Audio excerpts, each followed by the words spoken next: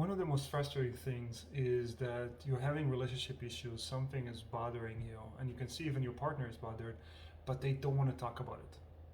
Now, this is especially common also for men in relationship. It's harder for men to talk about things that are going on. And so in this video, I want to give you a few tips about that. First thing, it's really important to understand why people do that. Why does your partner don't want to talk about the problems that you have?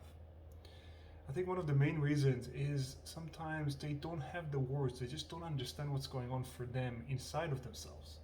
They don't know what their feelings are. They know something's off, but they don't know what they're feeling, and so they can't talk about that. A second reason is that sometimes people don't want to make things worse. Some men believe that if I talk about things, we're just going to fight more and it's going to make it worse. So I actually try to protect the relationship by not talking about it. And another common reason I've seen is that sometimes your partner might be hurt about something, but they judge themselves for being hurt. They feel like if I share about it, it means I'm weak, and I don't want to feel weak in our relationship or dependent or needy. And so all of those might be really frustrating for you. And so you might ask yourself, what can I do?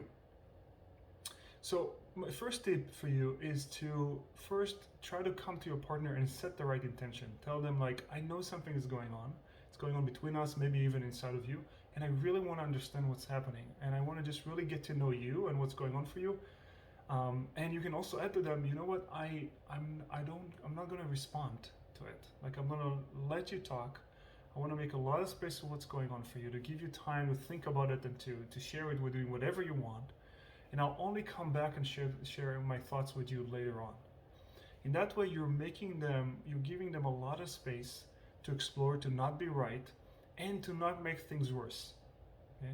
And it's going to be really worth it for you, because that might make them open up to you, and that could lead for a better relationship.